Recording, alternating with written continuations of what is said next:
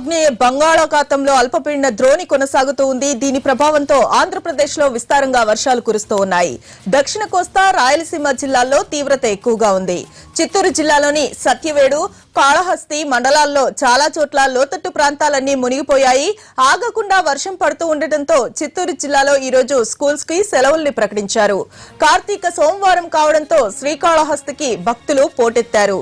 భారీ వర్షం కురుస్తూ ఉన్నా లెక్క చేయకుండా దైవ దర్శనానికి బారులు తీరారు. తమిళనాడులో కూడా భారీ వర్షాలు కురుస్తూ ఉన్నాయి.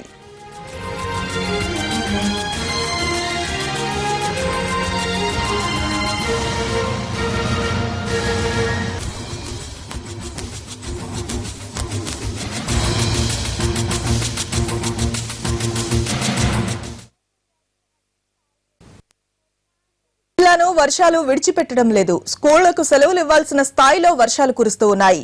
జిల్లాలో వర్షాల వల్ల తలెత్తుతున్న ఇబ్బందుల్ని మా ప్రతినిధి దామోదర్ మనకు అందిస్తారు.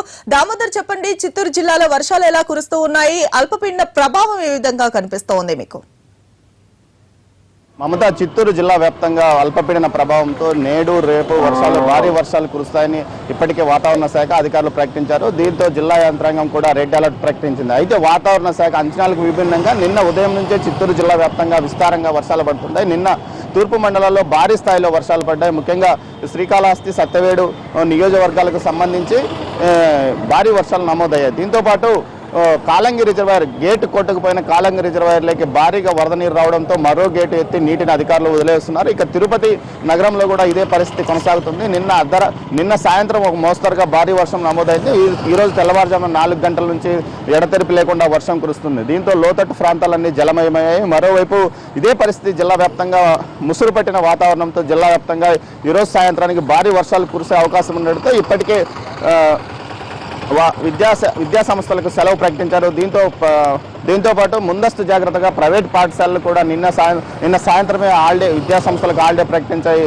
మరోవైపు చిత్తూరు జిల్లా కలెక్టరేట్లో కంట్రోల్ రూమ్ ఒకటి ఏర్పాటు చేసి ఎప్పటికప్పుడు వరద పరిస్థితిని గురించి అధికారులు అంచనా వేస్తున్నారు. దీంతోపాటు ప్రమాద స్థితిలో ఉన్న చెరువు గన్లు పడే అవకాశం ఉండడంతో అక్కడ అధికారులు కూడా ప్రత్యేక ఏర్పాట్లు చేసి ఎప్పటికప్పుడు పరిస్థితిని సమీక్షిస్తున్నారు. ఇప్పటికే గత 16 రోజులుగా కురిసిన భారీ వర్షాలకు చిత్తూరు జిల్లాలో చెరువులు, మినీ రిజర్వాయర్లు మొత్తం పూర్తిగా నిండిపోయి గేట్లు ఎత్తారు గతంలో. కానీ ఈసారి మరోసారి గేట్లు ఎత్తే పరిస్థితి ఉండడంతో లోతట్టు ప్రాంతాల్లో ప్రజలను హెచ్చరించారు. ముఖ్యంగా కళ్యాణి డ్యాం, చంద్రగిరి మండలం కళ్యాణి డ్యాం గేట్లు ఎత్తే పరిస్థితి ఉండడంతో తిరుపతిలోని లోతట్టు ప్రాంతాలతో పాటు రేణిగుంట మండలంతో పాటు శ్రీకాళహస్తి వరకు లోతట్టు ప్రాంతాలను ఇప్పటికీ అధికారులు హెచ్చరికలు జారీ చేశారు. ఎట్టి పరిస్థితుల్లో ఏ సమయంలోనైనా గేట్లు ఎత్తే అవకాశం ఉంటుంది. భారీ వర్షాలు కురుస్తున్నందువల్ల లోతట్టు ప్రాంతాలను పునరావాస కేంద్రాలకు తరలించాలని అధికారులు హెచ్చరికలు జారీ చేశారు. నిన్నటి వరకు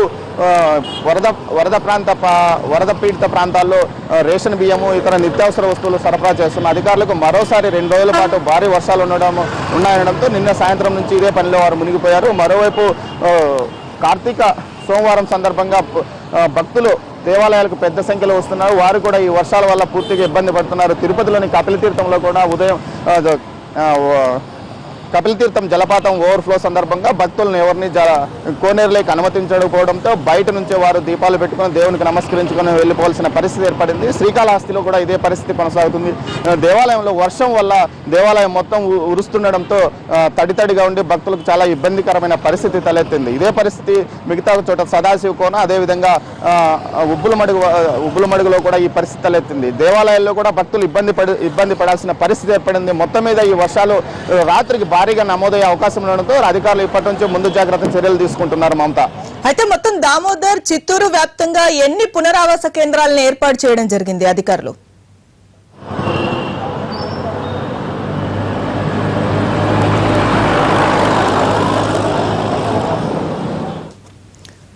రైట్, థ్యాంక్ యూ దామోదర్.